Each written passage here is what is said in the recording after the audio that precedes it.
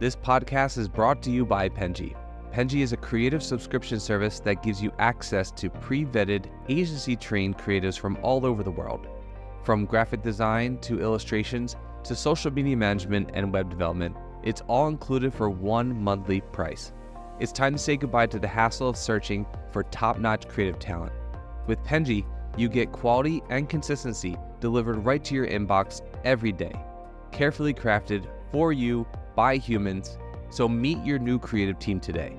Head over to penji.co for more and enter the coupon code located within the podcast show notes. Hello, everyone, and welcome to the Fully Managed by Penji podcast, the podcast where we discuss marketing and business tips to help assist you on your business journey. I'm your host, Shannon, Penji's partnership coordinator, and I'm joined here today with a very special guest. Have the core of mobile apps that's kind of come to us, and we do mobile growth still for some amazing brands in the US. But we're also getting into kind of more of a digital transformation projects, whereby companies which are a bit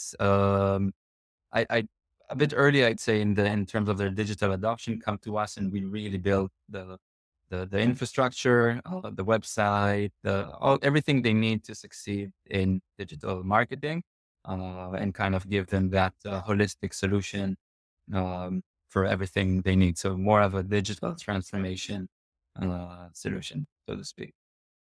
That's great. It's really great that you have been able to adapt from having kind of a specific thing that you do from the beginning, but realizing that clients needed something more and being able to adjust to that and also learn more throughout the process. Yeah, it's definitely grown from the needs of our clients, and what we saw the marketplace needs when we started. Influencer marketing wasn't even existent, and nowadays it's probably one of our fastest growing services. So it's a very dynamic space, marketing and digital marketing, especially. So we try and keep up to date with all the changes. That's really good. Yeah, I think that agencies that do their best are ones that are able to adapt to ad- the adjusting world, I would say. I mean, the world is constantly changing, marketing is constantly changing, so it's always good to be able to kind of adjust and pivot to be able to do what's required and what people are looking for. So that's really nice. Yeah. So something I was curious about is one, how did you come up with your name? And also your logo. I like the logo, so I was wondering how you came up with Thank you. that. So I'll start off with the name. The name, at the time, burst campaign was quite a common tactic to do mobile marketing. So essentially, it would drive a lot of traffic in a short amount of time, and then that would create a surge in installs, and that rank an app higher, and then that would kind of propagate a viral effect of people seeing that an app is ranked in the top charts, downloading, and so on and so forth. So it's essentially mobile burst and kind of combined. Our logo went through a few transitions. We actually started off with a slingshot. That Ah.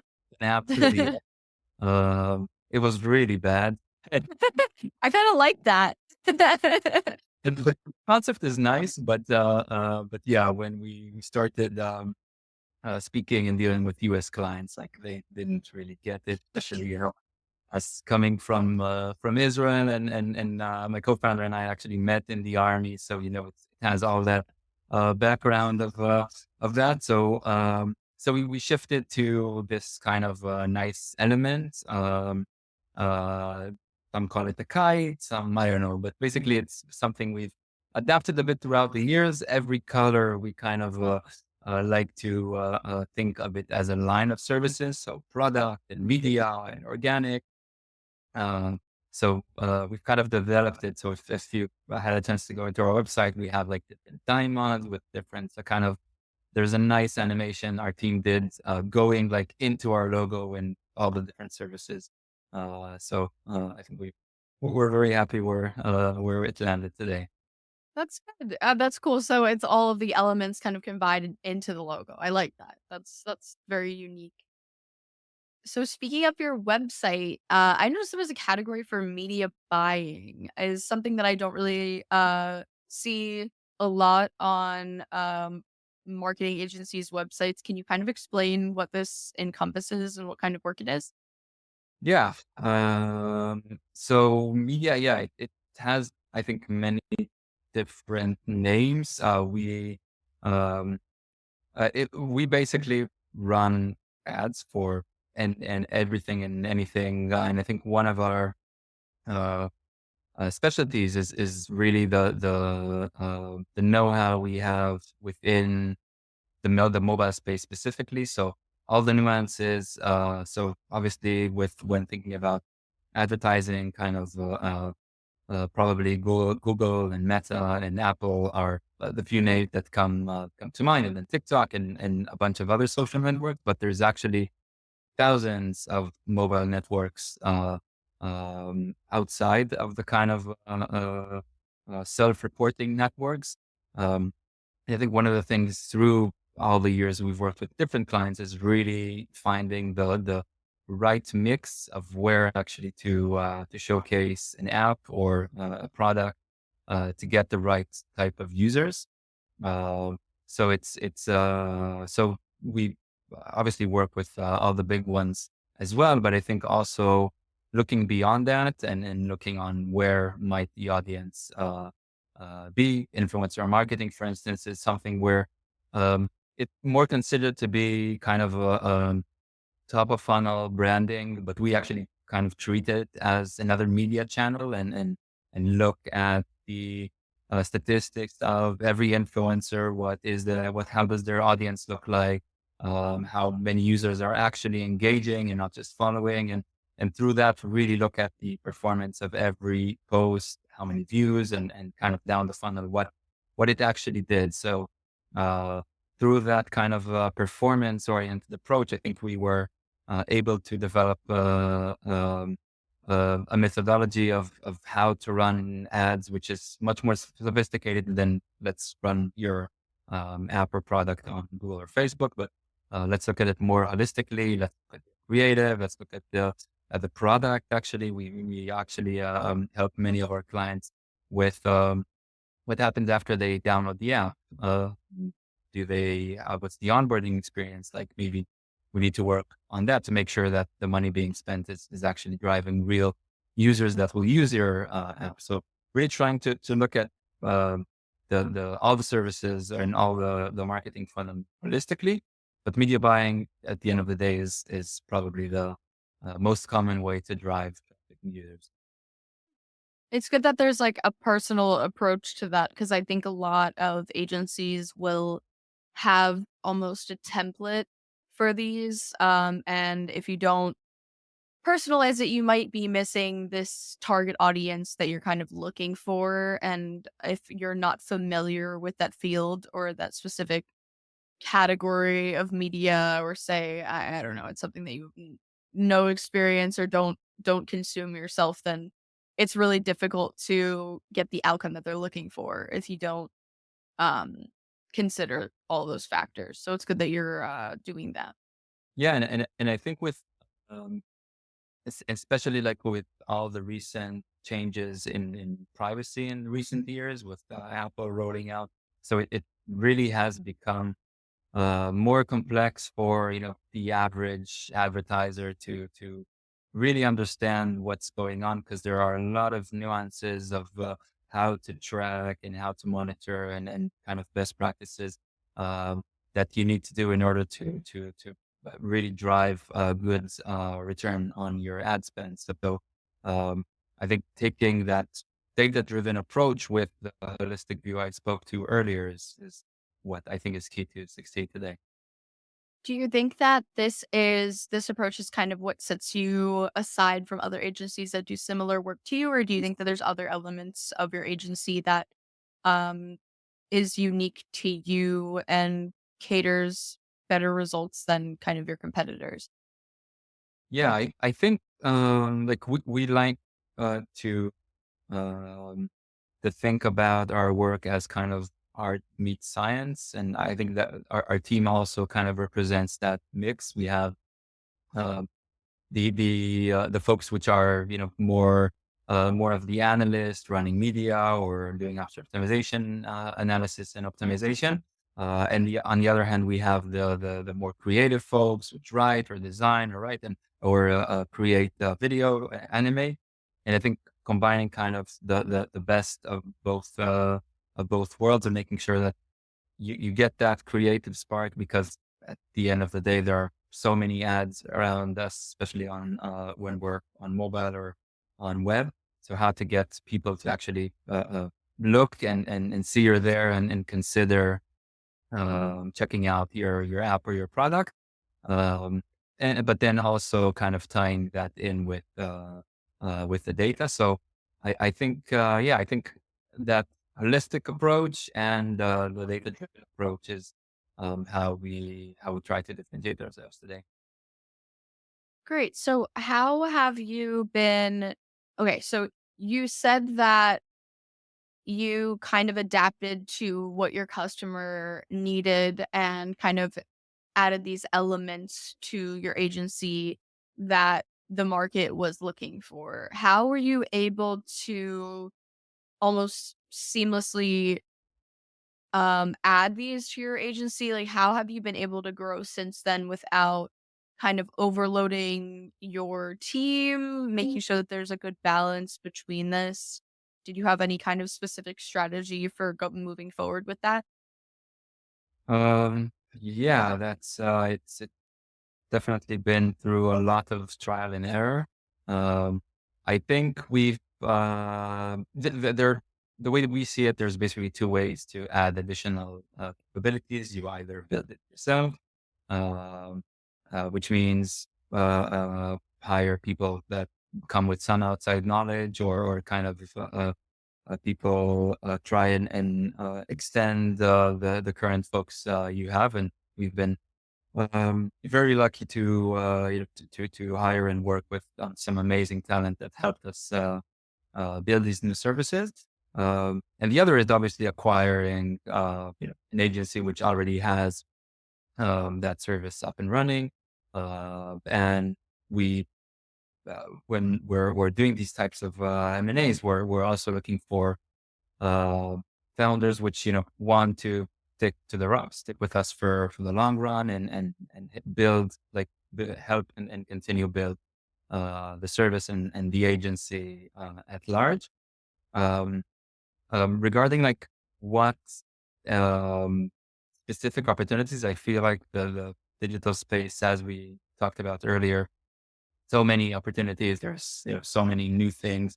Now, obviously, AI is a big buzzword, and everybody's trying to incorporate that. But um, there's so many things going on and so many opportunities. I think it's not uh, finding what to do. It's what to focus on and what not to do. Uh, so it's through trial and error and through like what we see our clients need. That has been something that that we were always thinking about better ways to serve our clients. We're seeing what our clients are asking us. Um, for instance, we're getting asked by our clients if we do PR. So we're now in the process of looking to acquire a PR agency to add that capability. So that's kind of how we go about adding additional capabilities to the agency. Is there ever a time where you said trial and error, so, has there been a time where you've tried to implement something that maybe just wasn't a good fit? And what do you do from there? Do you try again, like, a different strategy of implementing it, or do you kind of, forget it and move on to the next thing? Um, Yeah, I think it really depends. In our early days, for sure, we've done so many. Like we are both very uh, um, entrepreneurs in mind, and try to you know throw darts in so many ways. We invested in a startup in our early days and tried to become an app publisher. all these kinds of things where through that we learned, okay, what we do and do well is like a service business. So we kind of let's focus on that.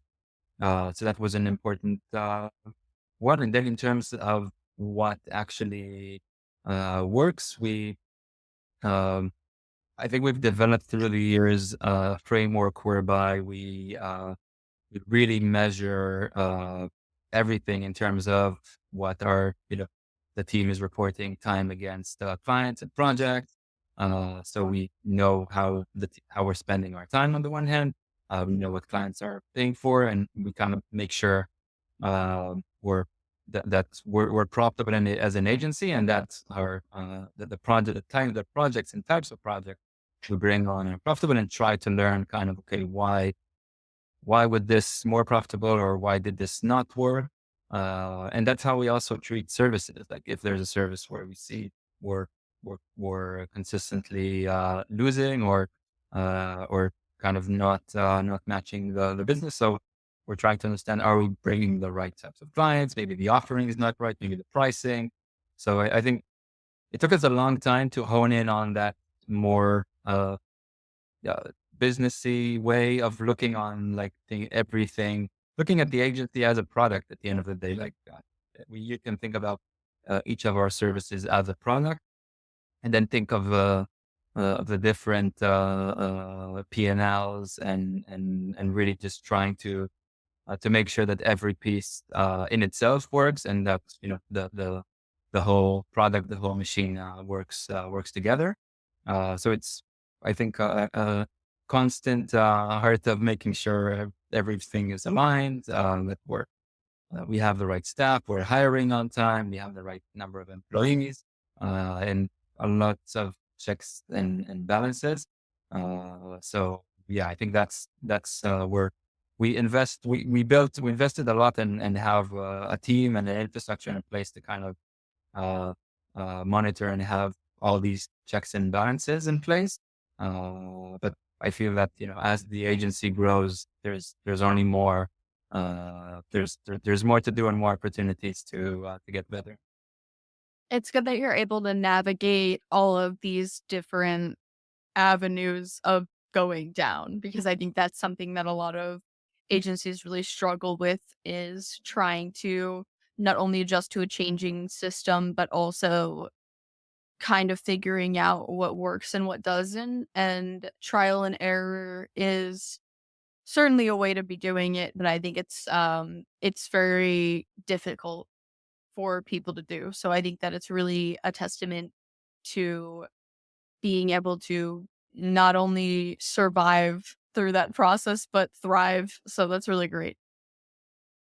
Yeah, and I feel that you can, like, today in the digital age, you can test ideas relatively cheap and quick, like, to throw out a landing page, or in our case, like, that we get hundreds of leads, of inbound leads a month. So to try the pitch in different ways and see like what resonates with clients, and what gets them excited, and what not. So it's kind of constantly A/B testing, and it's really changes throughout through the years. The types of services, what are clients excited about, what is the current buzzword that everyone is looking for. And many times we're kind of, we can give you that service, but that's not the case. That's not what your brand specifically needs. So I think uh, uh, having that perspective to be able to serve the clients, and adapt to what they need. But on the other hand, being true enough to say, we can take your money, but it's not what's right for your brand. You need to work on your product. You need to work on your extra listing, or whatnot. So how are you able to maintain clients' happiness, and not only at the end product, but also during the process? Like, do you have a specific communication style that you kind of implement during that? Or I don't know, I guess, what's your Yeah. strategy for communicating? So I know that many agencies there's basically two different ways that I know of how clients manage. It's either the person who does the work is actually running the client, and that becomes more complicated once you do many different services, because then there's, a bunch of different people speaking to the same client. So we early on kind of leaned into the um kind of account manager role, and we actually ensured that our account team is in the US, is in the same kind of time zone as the as our clients. Um, and I think with that we kind of developed a good system of there's the main the front line, the main point of contact, and obviously there's the delivery team, which are the professionals, and make sure that to deliver, and the account team pulls as they need um, the professionals from the delivery team, and that has worked quite well. We try to measure that as much as we can too, like NPS, and just generally look at retention of clients, and kind of track on a weekly basis client sentiment, so we know where we as a leadership need to focus. But it's tough, and I think the last few years um, have also been from the craziness of COVID, which for us it was an amazing. We grew 4x during that period, because everyone was online. All these all this funding for startups and companies, and so we leaned into that. And now that it seems brand not as much funding are around, so startups are generally um, looking to spend less and be more kind of careful with their marketing spend. Um, so also kind of understanding what is to align to what are the client's goals, setting expectations really early on with them, because that's also something that we learned, that if we can't sell, we're trying to over deliver and under promised, but also make sure we set that expectations to make sure we can keep clients happy. But it's something that is uh, something that isn't trivial. I think at an agency, at any service business, is something that we work really hard for. It's really nice that you were able to grow during COVID. I think a lot of agencies had to pivot when that happened because they weren't already doing something that was uh I guess COVID proof. So it's really good to hear that, because I know a lot of agencies went under or had to really completely do a whole loop of being able to figure out what did work for them. So it's really nice to hear. So something that is really important in agencies, I think, is referrals. This is something that I think that everyone's looking for. It's really nice to have a client that or a potential client that has heard of your work and hears good things about it. I think it's always like a better relationship almost 100% of the time. How do you personally kind of hope or almost guarantee that you'll get a referral from a client that you've kind of dealt with before? Um, that's a good question. Like we do ask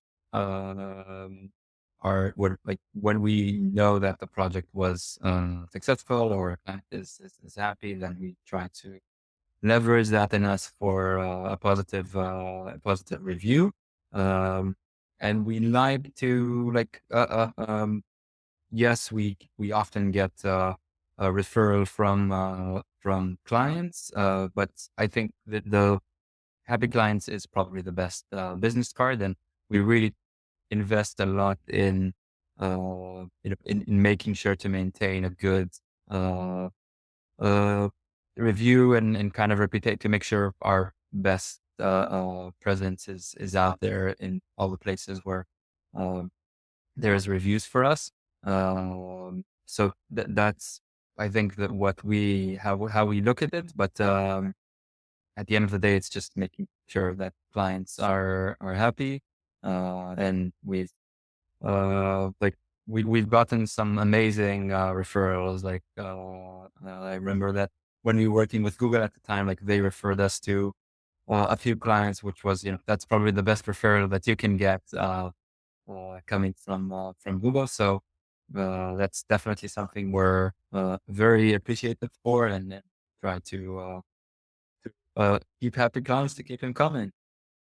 Yeah, that's really do you that's really good, but do you have any kind of what's the word I'm kind of looking for? Do you do any kind of survey or anything that kind of after you have your final product, do you Yeah. have any kind of services, yeah, that kind of We do a quarterly like NPS survey, to keep a pulse on where clients are at. So not necessarily waiting for the end of the project, yeah, kind of trying to understand where we are. Um, so I think that gives us a good pulse on where are things. Um, Obviously, also like we have, our SVP clients check in, or myself or my co-founder check in with kind of leadership of our clients to understand how they feel, about engaging with us. Um, yeah, and that gives a good indication, but, sometimes people tell you what you want to hear, and it's not, bulletproof, as we know, but it does, uh, give us, a good indication to at least understand where are things, together with the weekly check-ins I mentioned, where we kind of understand which clients are on track, which clients are not, what's the sentiment, so we can hopefully catch any issues early on, fix them. yeah, I mean, it's even if they're not if they're telling you what they wanna hear, it's at a detriment of for them because at the end of the day, if they're not happy with the end result and they were giving good reviews throughout the entire process, it almost feels like it's not really your fault or on the agency to be able to read their minds and know that they're unhappy with something. So, um, it's good to be able to check in and kind of have that, I don't know if evidence is the word I wanna use, but, just, be able to say, "Hey, we wanted to make sure that everything was good and we checked in with you and we heard all good things, so, we're just, unsure what's wrong with the end product," and, it's good to be able to say that. Yeah. I think that like every business, but especially, an agency business, it's all about relationships. So cultivating those relationships, make sure you gain that, trust with the clients. Uh, we used to meet much more with clients in person. Nowadays, we're, remote work. We ourselves are a remote first company. So it's very hard because our clients aren't necessarily like in the same office, many times. But we do try when we can. We have quite a few clients which kind of still have in office QBRs and stuff like that. And I think that goes a long way to kind of sit in the same room and then really build those relationships. And then you can, uh, build, relationships that are more than just work, and also develop friendships along the way, and also understand really what's going on. Like, what are you happy with? What aren't you happy with? So that things that, uh, are more difficult to gather, just through, Zoom calls, etc. Um, yeah. I think fostering personal relationships is something that's really important in this business, and it's just something that's nice to do. Like even this podcast is a way for us to make friends as well, so it's really nice to be able to do that. So thank you for coming on. And yeah, I think that's really important for an agency. I think a lot of people feel cared about when make these efforts, especially meeting in person, even if it's something that, isn't possible for you. Video chatting is helpful and different things like that. It's a nice touch. And a lot of people, sometimes they may not have the time, but when they do, it's really nice to be able to hear from the people that they're working with. So that's really Yeah. great. Yeah. And I mean, just to add to that, also like being, making sure to, um, uh, uh, be more thoughtful on, for instance, gifting. So, if has a birthday or a special occasion or a client is getting married, I think show them that, we're it's not just whatever end of year gifts or stuff like that. I know that some big companies have all these formalities. I remember when we worked with a few big companies, you're only allowed to buy them gifts and a certain amount, stuff like that. But I think that's also something that just shows clients that you appreciate them. I used to bring, when I traveled to clients from Israel, so I brought them um, um, things that are, originally from Israel. So there's that kind of local aspect to it. So giving, I think that extra effort and extra touch, I think goes a long way. That's sweet. And I think that clients definitely really appreciate things like that. So it's really, really good to be able to do that in your line of work.